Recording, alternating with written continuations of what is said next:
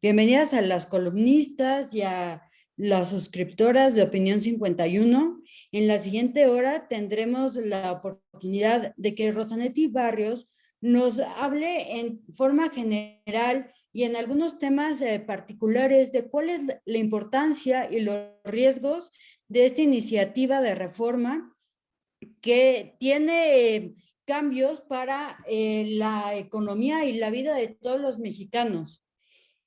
Eh, Ahora es muy importante que estemos al pendiente de esta primera mesa y las que vendrán para poder entender la importancia de este cambio tan radical que se está presentando y que la próxima semana, el 17 de enero, empezará el Parlamento abierto en la Cámara de Diputados.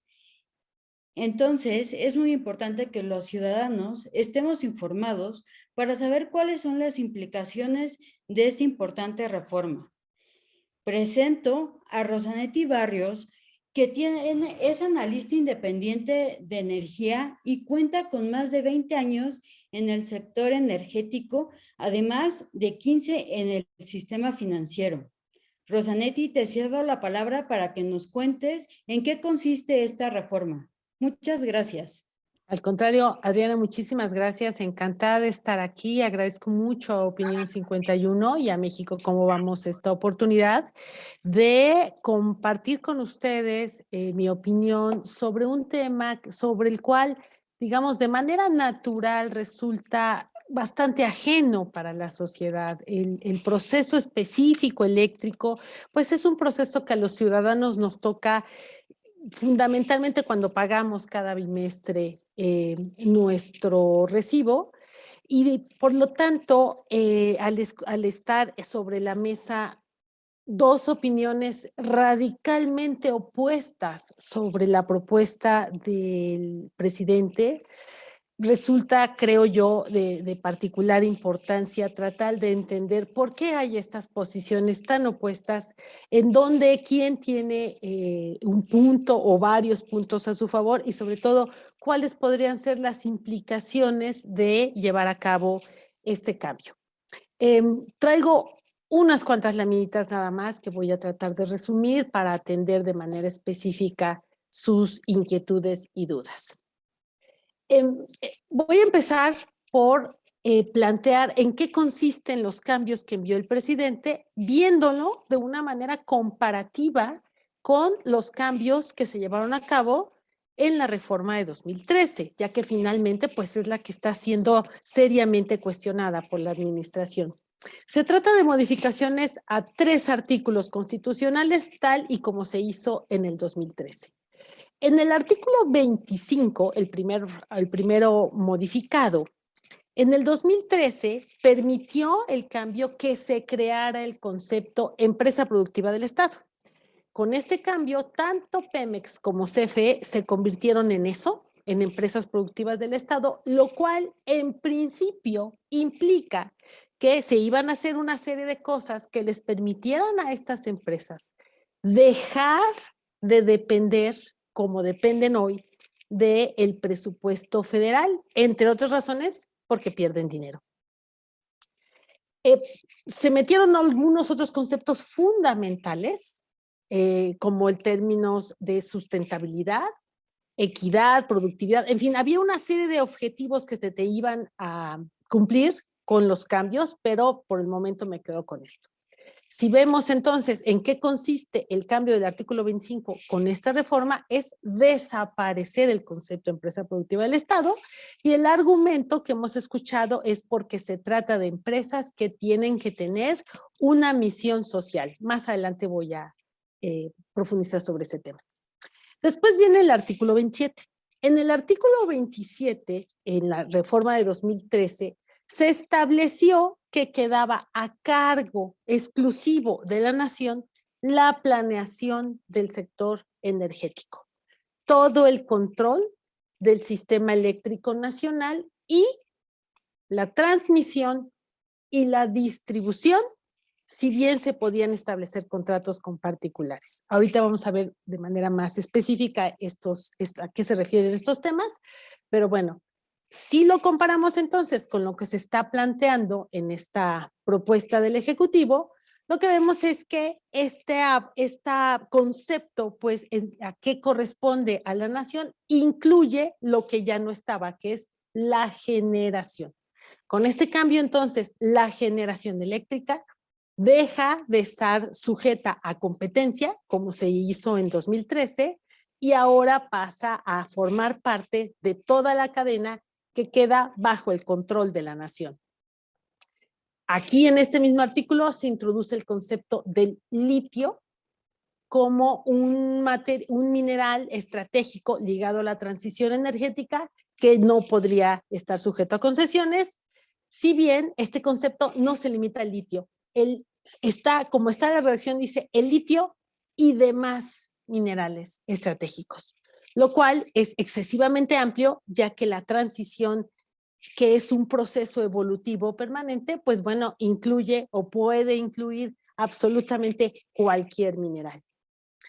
El tercer cambio está en el artículo 28, que esencialmente el artículo 28 lo que hace, tomando en cuenta que la Constitución prohíbe los monopolios, el artículo 28 lo que hace es decir, bueno, dejo esto exclusivo para el Estado, pero no se debe considerar monopolio.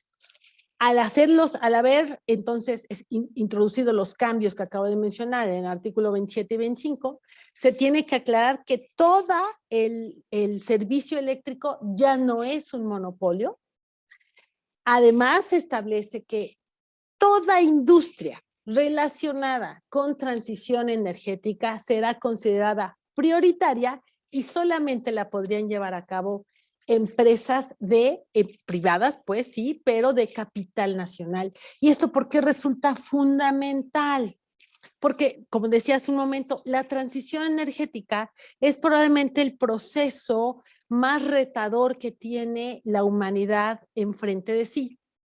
Y va a implicar, sí es cierto, la transición tiene como objeto el que la humanidad deje de usar la mayor parte de los hidrocarburos que hoy utiliza como fuente de energía y lo sustituya por electricidad que además tiene que ser limpia. Pero para llegar ahí hay que hacer muchísimas cosas en toda actividad económica humana. Por lo tanto, esta redacción que dice que la transición energética se considera prioritaria y solamente pudiera ser llevada a cabo por empresas de capital nacional, eventualmente incluye el 100% de las actividades económicas nacionales. Esto es por respecto al cuerpo de la Constitución. En términos de transitorios, se dan una serie de detalles en donde las preocupaciones que ya se habían identificado antes, digamos, se agravan. Esto es, el segundo transitorio plantea de una manera tajante: todos los permisos y todos los contratos firmados en materia eléctrica, esto es, pues yo les diría prácticamente desde los 90s, sino prácticamente, quedan totalmente cancelados. Esto incluye, entonces, contratos firmados entre el Estado mexicano y privados, sí, pero también contratos firmados de privado a privado, lo cual, pues, representa una amenaza importante a la certeza jurídica del país. Se establece la desaparición de los reguladores. Ahorita vamos a ver rápidamente a qué se dedican estos señores, que debo reconocer que pocas personas entienden la importancia de un regulador, pero bueno, se establece la desaparición de los reguladores porque se pretende que la CFE solita se encargue ella misma de determinar sus tarifas, sus contratos, los términos de sus contratos, etcétera. Todo lo que hoy conocemos como despacho económico, que lo voy a comentar más adelante, que es el orden en el que las plantas de generación entregan su energía a la red en un espacio pequeñito que se llama mercado, que responde a criterios económicos de la más barata a la más cara, esto estaría desapareciendo. En pocas palabras, se acaba el mercado y la CFE se ratifica, queda totalmente a cargo de la transición energética.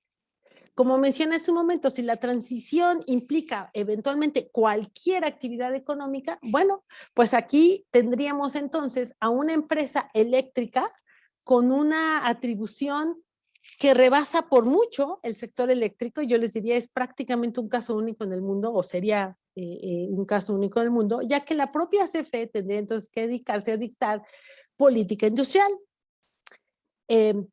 todos los términos para el desarrollo tecnológico, todos los temas que tengan que ver con propiedad intelectual del Estado, podría decir esto es del Estado, aquello no, en fin, hay una orientación, digamos, que rebasa, insisto, de manera amplia el alcance de una empresa eléctrica en cualquier lado del mundo. En esto consiste, rápidamente, en el 2013, se llevó a cabo a nivel de transitorio, se estableció la necesidad de separar a la CFE en su cadena de valor para identificar en dónde pierde, en dónde gana y de esta manera tomar, digamos, las medidas necesarias para que esas divisiones que perdían dejaran de perder. Se estableció el Fondo Mexicano del Petróleo, el cual tenía ya una obligación de aportar parte de los ahorros para efectos de impulsar la energía renovable, y se creó el SENACE como el operador de las redes. Ahorita vamos a ver esto. Todo esto quedaría totalmente cancelado para ser sustituido por lo que acabo de mencionar. Dicho eso, me parece a mí muy importante dar una repasada muy rápida con ustedes sobre qué es este tema del servicio eléctrico. Y esta gráfica que traigo, les voy a tratar de explicarles cómo se da el servicio eléctrico en términos de su cadena de valor, bajo los principios que se establecieron en la reforma de 2013. Lo primero que sucede en un servicio eléctrico es que hay que generar los electrones. En el mundo sigue dominando, digamos, la generación eléctrica en términos del volumen que se requiere de producir, las grandes plantas de generación. Si bien, afortunadamente, hoy ya todos podemos generar a través de nuestros techos con celdas solares, podemos colaborar para esto. Comercial, si bien el gobierno ha dicho que pretende respetar ese tema de nuestras celdas solares, la verdad es que tal y como está redactada la propuesta, sí se verían afectados los términos en los que tenemos hoy establecidos con la CFE la existencia de nuestros techos solares. Bueno.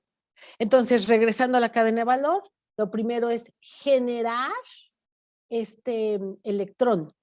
Y aquí, en México, hay plantas privadas que con tecnología diversa, con gas natural, sobre todo, y con viento y sol, generan esos electrones. La reforma de 2013 estableció que teníamos que impulsar la energía renovable.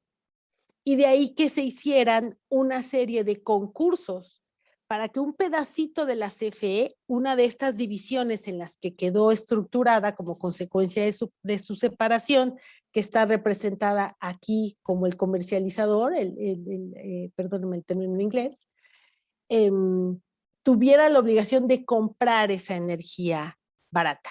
Entonces, consideren que en este espacio donde están las plantas, hay plantas de CFE, las cuales 2/3 son plantas que queman combustible como combustible y diésel.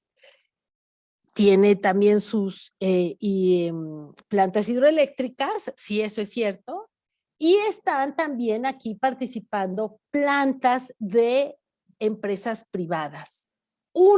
Las menos, son las que le están vendiendo la energía a la CFE como consecuencia de la obligación que quedó en la reforma de 2013, y otras son las que el presidente acusa que no pagan, que son estas del mercado paralelo.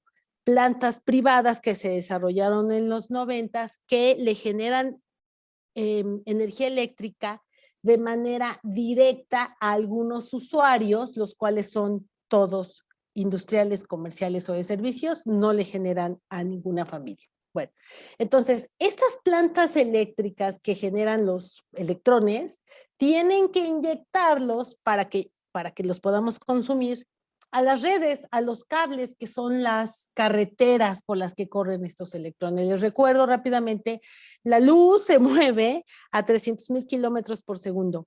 Por lo tanto, la energía que estamos consumiendo en nuestra casa o en nuestra oficina o en nuestra empresa se está generando en el instante que la estamos consumiendo. Esto va a ir cambiando conforme se desarrollen las baterías y entonces esa energía se puede almacenar.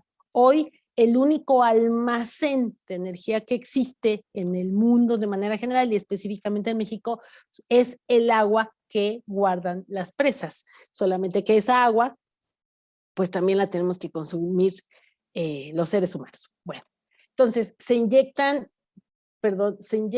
los electrones y después de cruzar carreteras grandes, entran a carreteras más chicas, que son las redes de distribución, que son estos cables espantosos que vemos en todos lados en la ciudad, y finalmente llega hacia nuestro hogar. Aquí insisto en este papel que juega estos señores que están aquí en medio, que dicen que son los comercializadores.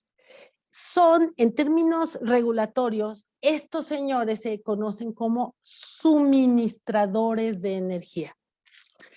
CFE, en su separación, digamos, tiene generación, en donde compite con otras plantas, es exclusivo, tiene la transmisión como monopolio exclusivo, tiene la distribución como monopolio exclusivo y es un suministrador, teóricamente un suministrador más.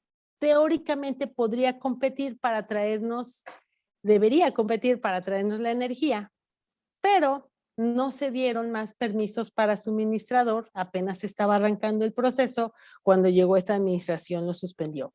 Pero a lo que sí quedó obligado la CFE como suministrador, insisto en el tema, es en concursar la energía, con esta energía que compra a estas plantas, la tiene que concursar para comprarla más barata.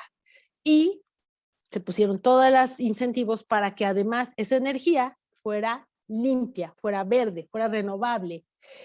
Y de esa manera iban a salir de operación poco a poco las plantas de CFE que contaminan para ser sustituidas por plantas verdes, que además costaran menos.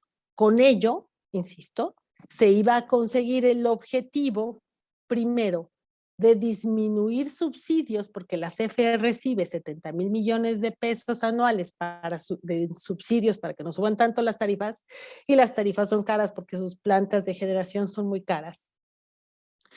Y además, de manera interna, estas dos divisiones, transmisión y distribución, que sí ganan dinero, le transfieren a la propia CFE, a este pedacito de aquí, al suministrador, otros 70,000 millones.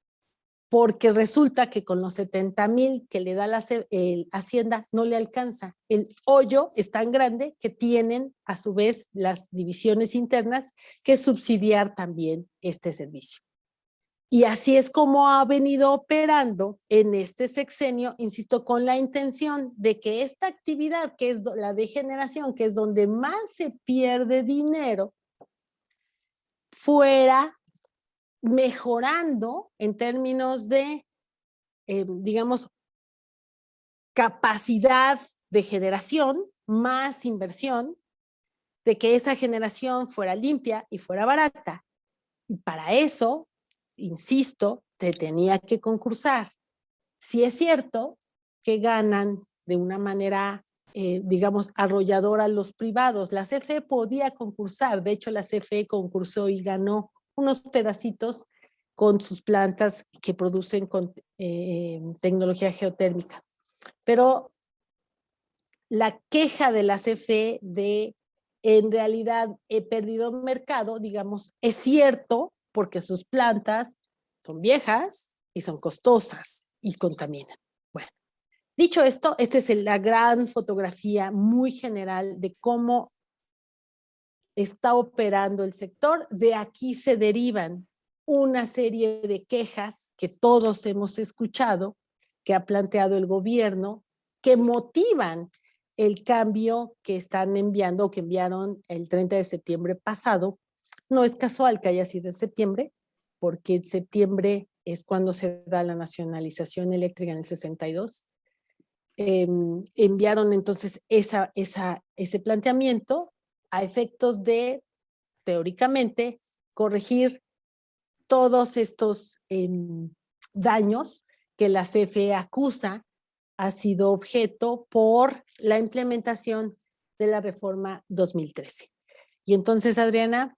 Rosanetti, muchísimas gracias por el panorama tan amplio, general y conciso que nos acabas de dar entre cómo está hoy el sistema eléctrico y lo que se pretende que se apruebe este año.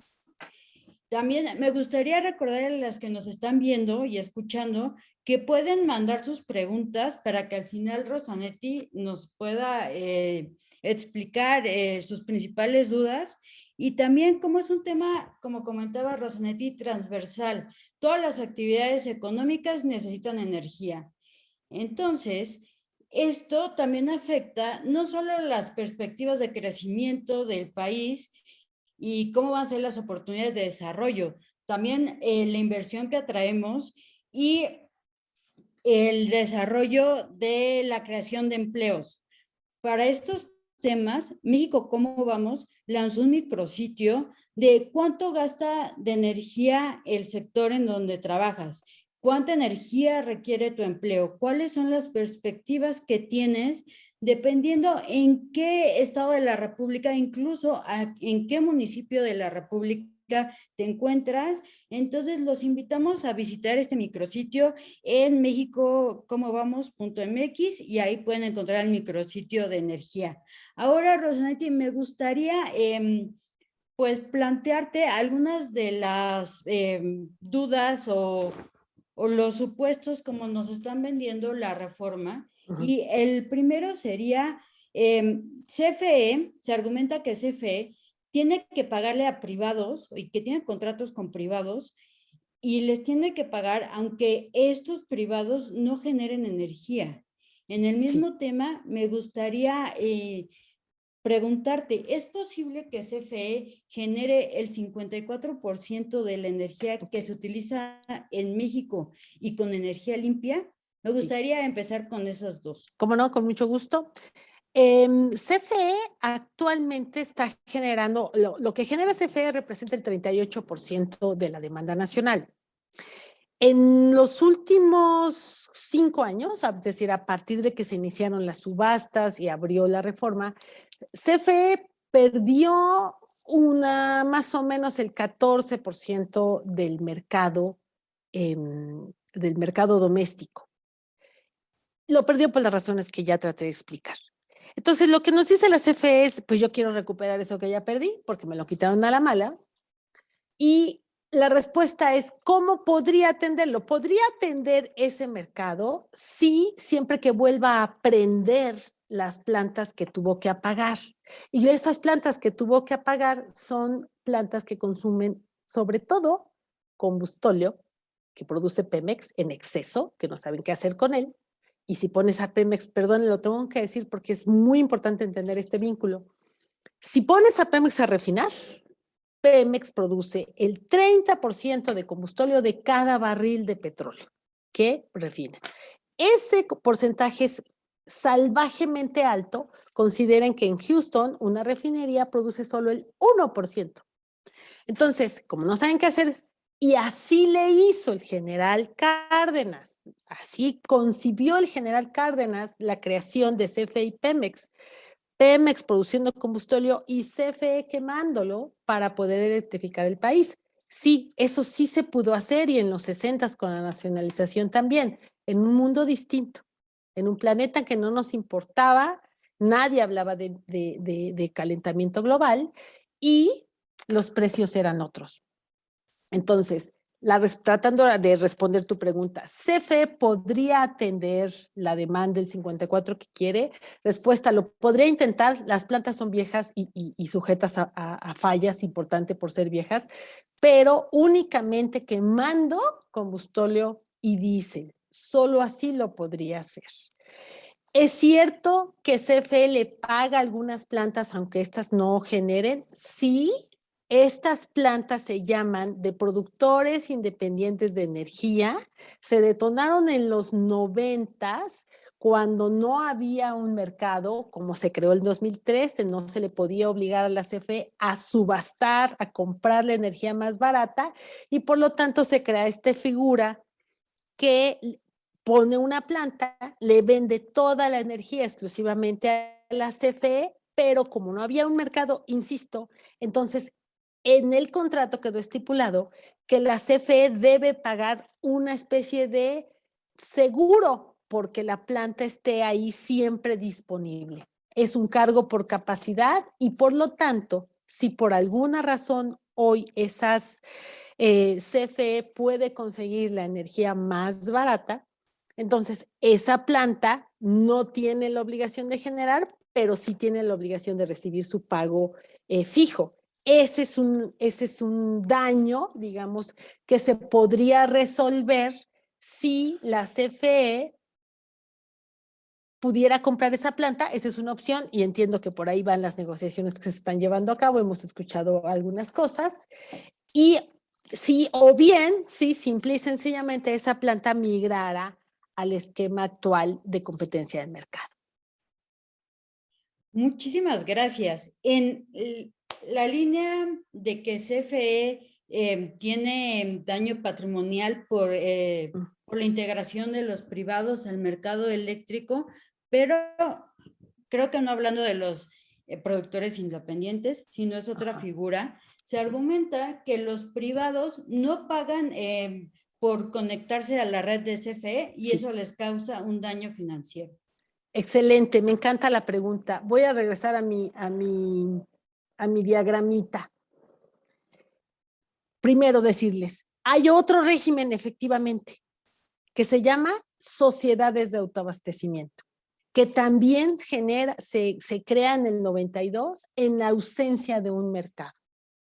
En ese momento México tenía que entrar al Tratado de Libre Comercio y había una necesidad de tener más energía a mejor precio, porque venía ese proceso importante de reconversión industrial. CFE ya no estuvo a la altura, como sí lo estuvo en 62. Hubo que buscar una forma, ¿cómo le hacemos si queremos competir y tenemos energía insuficiente, de mala calidad, cara? Bueno, pues entonces nos inventamos esta forma que se llama sociedades de autoabastecimiento. Bajo esa figura, las empresas privadas financiaron el desarrollo de plantas de generación que le venden la energía exclusivamente a esas empresas, exclusivamente a esas. Es el caso de las Oxxos, de las Bimos, de las FEMSA, y si los digo los nombres es porque el presidente los ha dicho varias veces en las mañanas. Esas plantas en su momento, allá en los 90, cuando no se había separado a la CFE en estas secciones que mostré aquí, no están pagando, por lo tanto, las tarifas reguladas que hoy sí existen en transmisión y en distribución. Pagan otra cosa. Esa cosa que pagan se llama porteo. El porteo es diferente, totalmente diferente a la transmisión y a la distribución. Primera diferencia. ¿Hay alguna afectación? Sí, sí puede haberla. No es la única diferencia. La otra diferencia importante es que estos tipos de permisos, estas sociedades de autoabastecimiento, no están sujetas a reglas de mercado. Simplemente generan los electrones y los entregan a la red y la CFE se los tiene que llevar a esos socios, digamos, que las conforman, que son, repito, las Oxxo, las FEMSA, no están sujetas, por lo tanto, a riesgos de mercado, que sí existen. ¿A qué me refiero? Simple y sencillamente, como en cualquier otro mercado, en las naranjas, para usar el ejemplo del presidente, cuando uno compra naranjas en el mercado mayorista, porque esto es un mercado mayorista, aquí no estamos hablando del mercado para nosotros. Si tenemos que ir a la central de abastos a comprar 100 toneladas de naranja, y un día el camión choca, el que las traía choca, y tenemos que salir de emergencia a comprar esas 100 toneladas en vez de bajo un contrato que tiene un precio determinado, lo tenemos que salir a comprar de emergencia. Bueno, pues ese es un riesgo y ese día nos van a vender las naranjas a un precio distinto de nuestro contrato. Es lo mismo, es exactamente lo mismo en electricidad. Solamente que esas plantas de sociedades de autoabastecimiento no están obligadas a tomar estos riesgos de mercado. Eso sí pudiera implicar también un daño para la CFE. El problema que se tuvo es que en el 2013, por respetar los derechos adquiridos, por no violar, digamos, estos principios constitucionales de no retroactividad, se les permitió su existencia. Este gobierno, en lugar de romperlo todo y con estos argumentos de daño, perfectamente podría buscar la manera de incentivar de que ese tipo de permisos migrara de manera voluntaria o con incentivos, digamos, económicos, a el sistema de competencia. Y con eso se acaba todo el argumento, se mantienen las inversiones privadas, se mantienen los incentivos para seguir compitiendo y, insisto, y no hay ninguna necesidad de destrozar algo que apenas iba a empezar. Ahora, Rosanetti, en el mismo tema. Sí. El año pasado vimos crisis eléctricas en Europa, vimos lo que pasó en Texas, Sí. Y aquí hay un argumento de que entonces el Estado debería ser el rector del mercado eléctrico. ¿Cómo ves eso? Y Okay. aprovechando, ¿es falso que la energía renovable sea barata? Ok, excelente. Bueno, Rectoría del Estado. La Rectoría del Estado en el mundo moderno, es decir, en los 60 la Rectoría del Estado se ejecutaba, digamos, a través de una empresa que no tenía ningún tipo de regulación, que simplemente le reportaba al presidente y ahí se organizaban. Eso, afortunadamente, en las democracias fue evolucionando.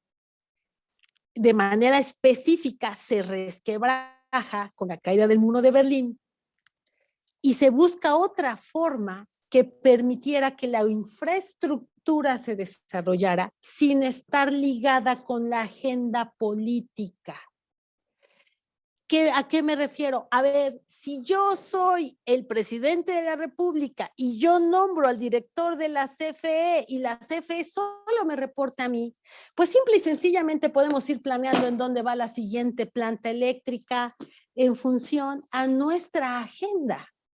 También podemos decirle a un gobernador que se ponga muy necio, ¿sabes qué? Yo creo que este sexenio no va a haber plantas ahí en tu estado.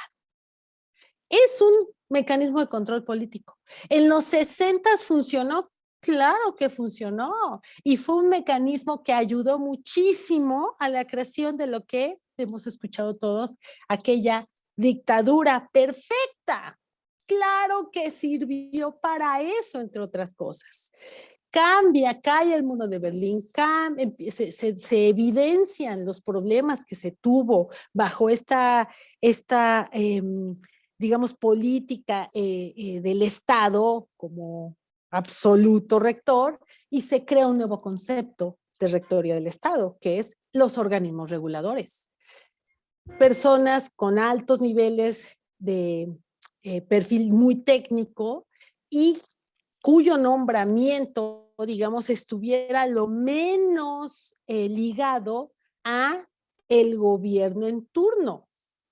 Esta forma, insisto, en México realmente, pues sí, se cree en los 90 que surge la CRE, muy débil, como ocurrió con otro tipo de reguladores, y se les refuerza con la reforma de 2013.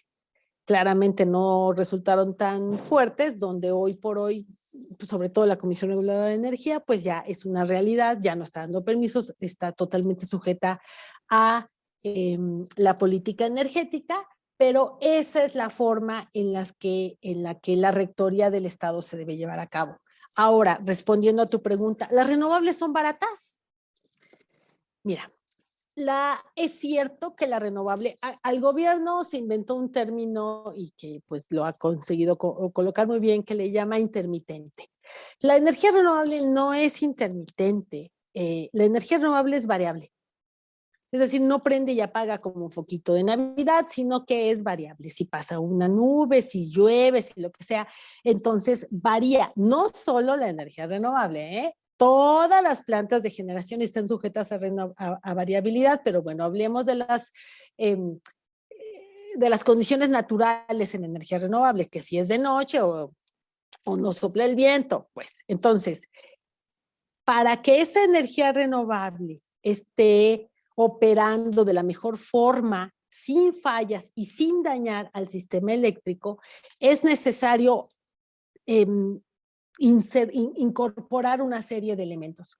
Uno de los más importantes es que las líneas de transmisión operen de manera adecuada, tengan capacidad para manejar estas variabilidades. Y ya vimos que en México eso no ocurre. Lo vimos en diciembre, no pasado, sino el antepasado con el apagón, con un reporte especializado que nos dijo hay un problema serio en transmisión. Por lo tanto, se requiere invertir en transmisión. Transmisión, como ya mencioné, le está mandando dinero a otra división de la CFE y por lo tanto nadie está invirtiendo en transmisión. Hay otro tipo de inversiones técnicas que existen, que están previstas, que las establece el SENACE, quien teóricamente debería de ser un operador autónomo, ya no lo es. Pero bueno, esos respaldos existen, se pagan, se les llama servicios conexos y están regulados por la CRE. En todo caso, si hubiera necesidad de revisar el costo de esos servicios conexos, que normalmente sí da la CFE porque son las plantas que no se usan, pues la verdad es que lo único que hay que hacer es revisar esos costos con el regulador para que estos aumenten y la CFE pueda tener mejores ingresos por esas cosas. Muchísimas gracias. Ahora tenemos varias preguntas de las que nos están viendo. Me gustaría empezar con esta. ¿Hay algo, una cosita de razón en lo que propone este gobierno? Ok. Traté de mencionar que hay algunas afectaciones como resultado de la existencia de estas plantas privadas que fueron creadas en un régimen distinto al de 2013. Eso, como traté ya de decirlo, se puede resolver sin necesidad de un cambio constitucional. Ahora, en términos conceptuales generales, ¿qué es salvable de la iniciativa? Desde mi punto de vista, el que podamos estar aquí reunidas discutiendo el tema. El que la sociedad, porque es cierto que la reforma del 2013 nunca fue socializada adecuadamente, eso me parece a mí una verdad absoluta. El poder corregir eso, el poder jalar a la sociedad para involucrarse en un tema que nos compete a todos, particularmente frente al cambio climático, que es una realidad, que la raza humana está amenazada. En la medida en que todos podamos entender lo que significa deja prendido un foco, conecta el refrigerador, aunque sea viejito, eso es valioso. Entonces, entiendo que es, mil disculpas, también hay hombres interesados, nosotras y nosotros, corrijo entonces, qué gusto que estén aquí también escuchándonos. En la medida que esto ocurre, en la medida en que todos podamos, digamos, crear conciencia de nuestro rol nuestra responsabilidad frente al desarrollo del planeta, yo creo que eso ayuda. Ahora bien, dicho eso, pues sí está muy complicado, lo entiendo muy bien, el que existan estas dos visiones tan opuestas y que una de ellas pues sea defendida por el propio presidente de la República, esta persona con estas características únicas de reconocimiento, de aceptación, de en fin, eh, y que haya por el otro lado pues estas manifestaciones como las que le estoy yo diciendo que acusan o que advierten riesgos gravísimos, más emisiones, mayores costos de la energía, un daño brutal a la reputación del país, indemnizaciones por las plantas que tendrían que ser apagadas de manera definitiva por parte de la iniciativa privada, porque lo que están diciendo es, yo voy a comprar hasta el 46, pero si hoy tienes más de eso, y si tienen el 62, pues simplemente hay una cuarta parte de todo lo que hoy se tiene a nivel privado, dejaría de existir. O sea, esos son daños. Y el control, insisto, lo que mencionaba hace un momento, para mí la mayor amenaza de todo esto está sobre la democracia, porque el control político, el regresar a un momento de la historia de este país en donde el gobierno podía decidir quién tiene energía eléctrica, quién no, a qué precio, qué tipo de energía, a mí me parece que eso no abona, es decir, se pierde lo que se había avanzado en términos de construcción institucional para mejorar la transparencia, rendición de cuentas digamos, autonomía, diferenciación de poderes. Para mí eso es lo más grave de lo que está en riesgo en este momento. Muy bien, en esa línea tenemos otra pregunta.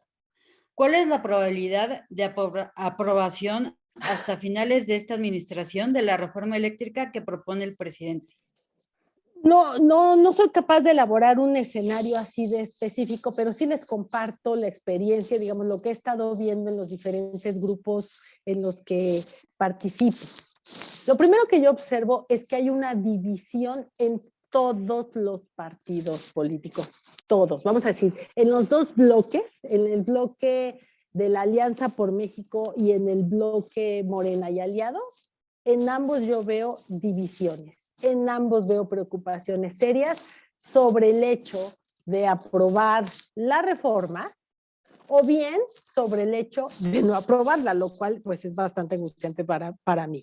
Entonces, ¿cuál de los dos sectores gana? No lo sé, por lo menos creo que sí hay ya hoy una posición diferente del Ejecutivo. Hemos escuchado y les puedo confirmar pues que efectivamente hay una mesa de diálogo que está puesta en gobernación, que esto se abrió para decir, a ver, búsquenle como sí.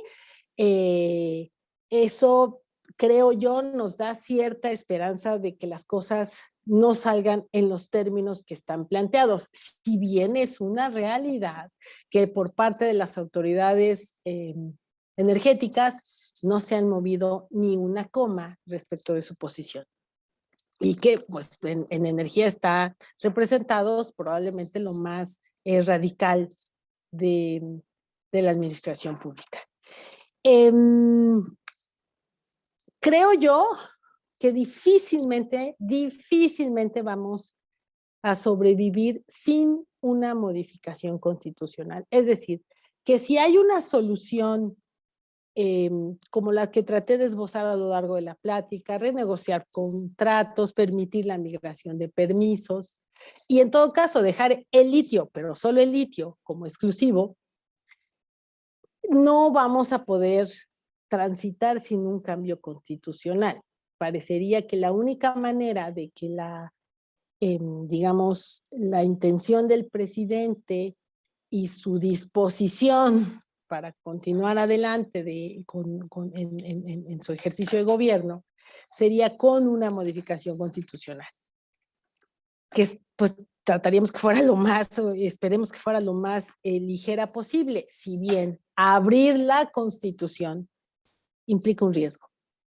Y a mí no deja de preocuparme eso, ¿no? Entonces, ¿qué posibilidades le veo que las cosas pasen como estén? Pocas. Creo, desafortunadamente, que la mayor posibilidad está en que sí haya una reforma constitucional, idealmente lo más ligera posible, es decir, salvando los derechos de propiedad, salvando el mercado, salvando la posibilidad de competir, el que no tengamos que regresar a las plantas de combustible y diésel, en fin.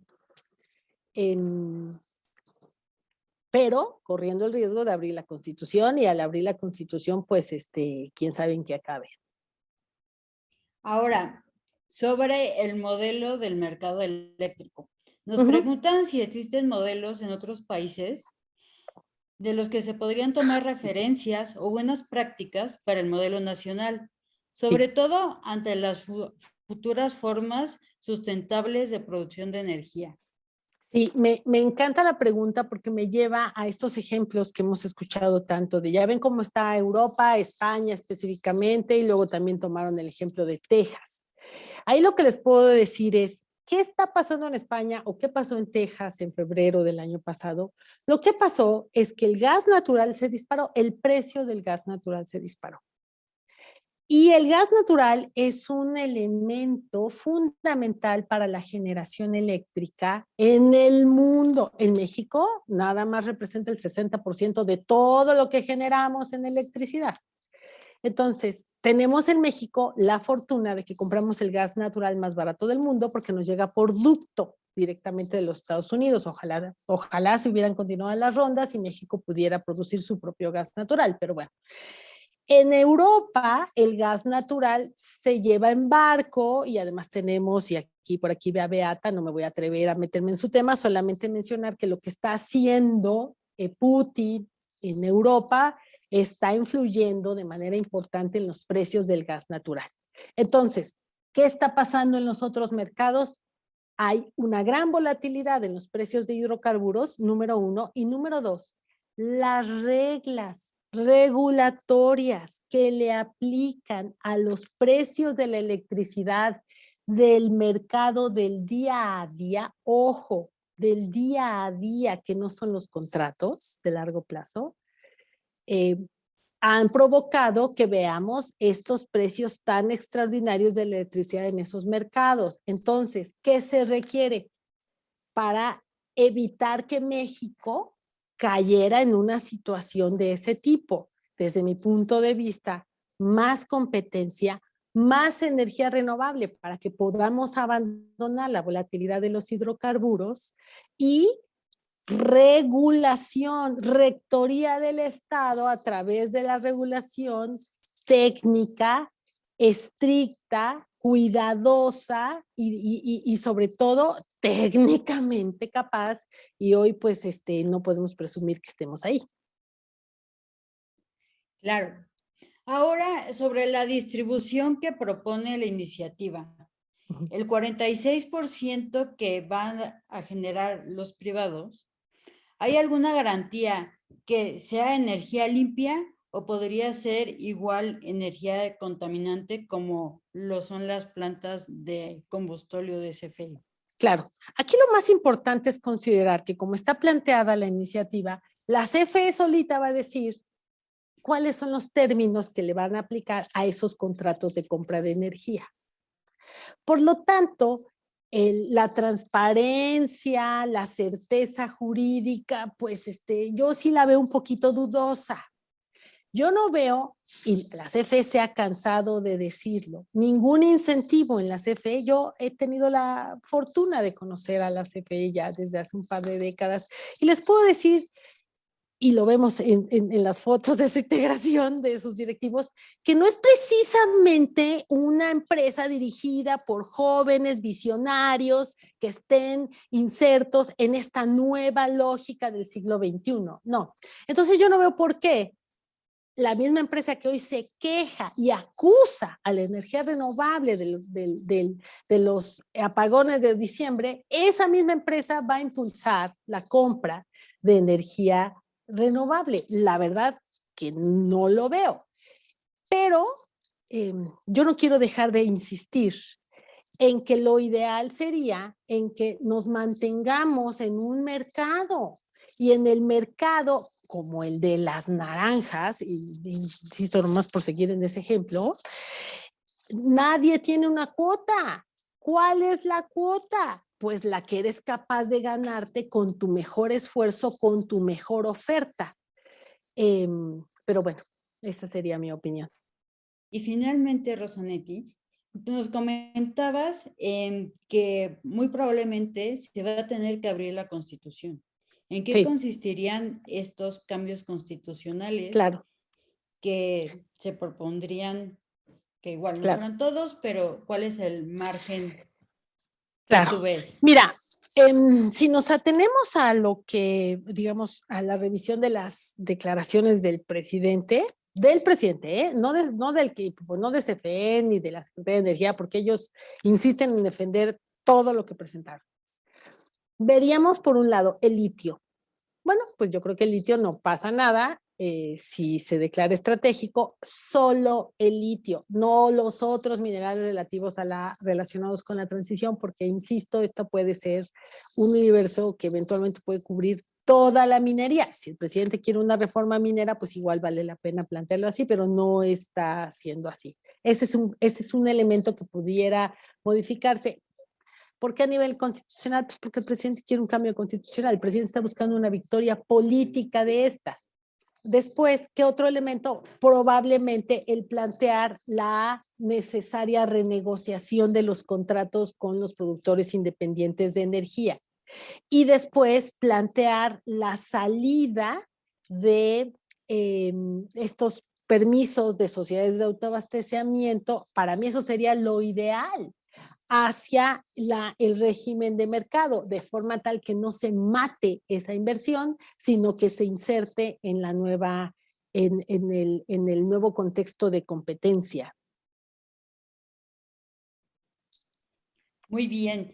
Muchísimas gracias, Rosanetti. Mira, esta pregunta parece ser muy relevante, sobre todo para los temas que seguimos en México, ¿cómo vamos? ¿Qué es inversión? ¿Hay alguna afectación a los negocios y casas que ya realizaron una inversión en paneles solares?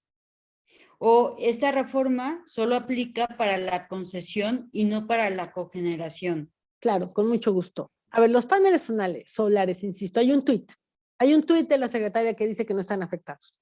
Bueno, con ese tuit, la gente ha seguido comprando sus paneles.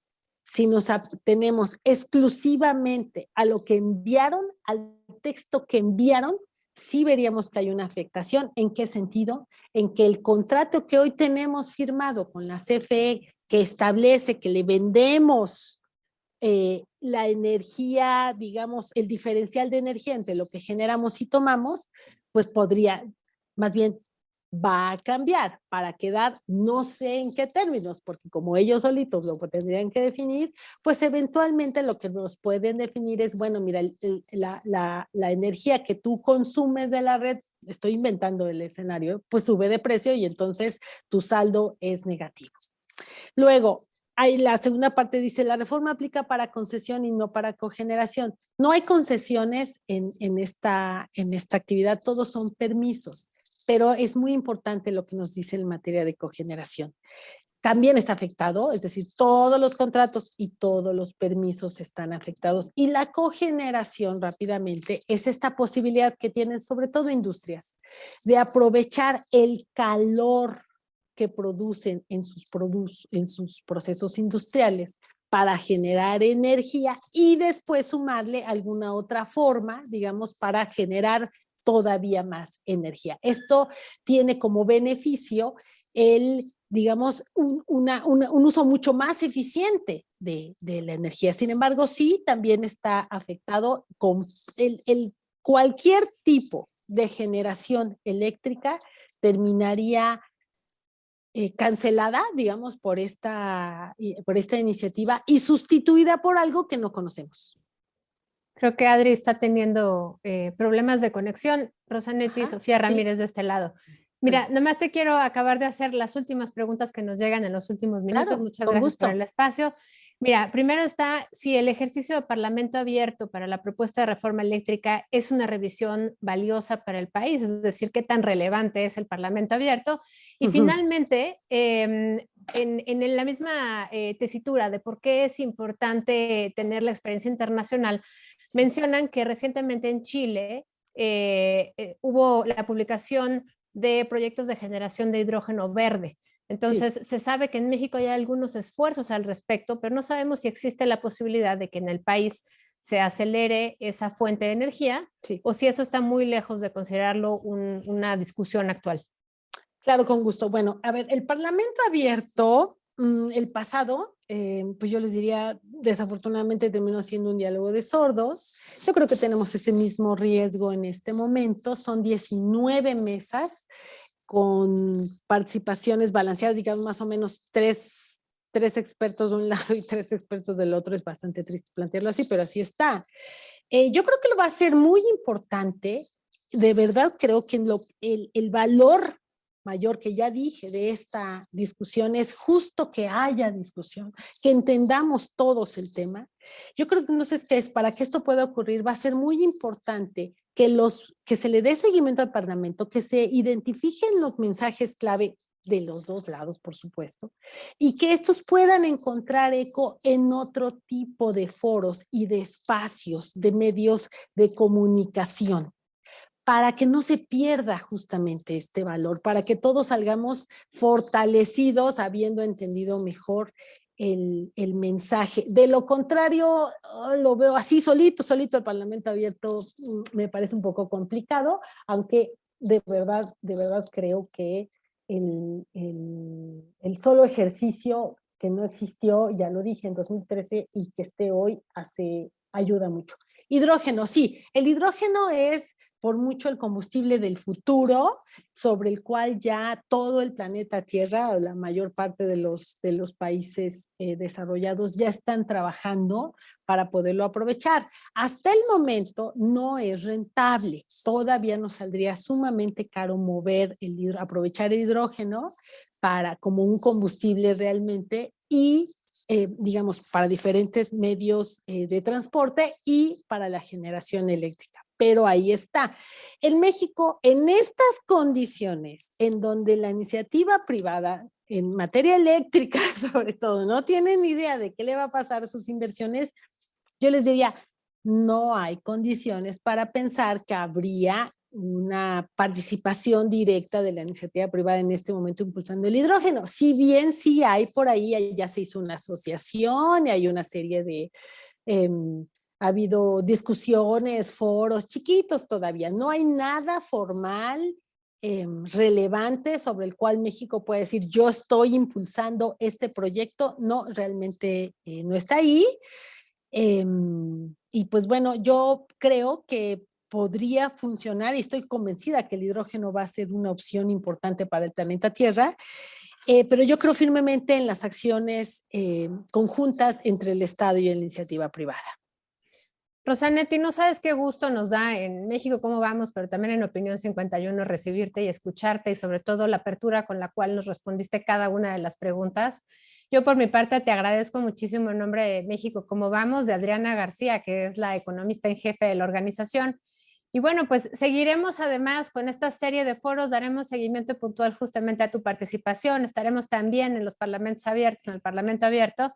Y bueno, pues creo que por el momento es lo que tenemos. Gracias a todas y a todos los que se conectaron. Y pues seguimos platicando. Muchas gracias, al contrario, de verdad el gusto y el honor ha sido todo mío. Hasta luego, muchas gracias.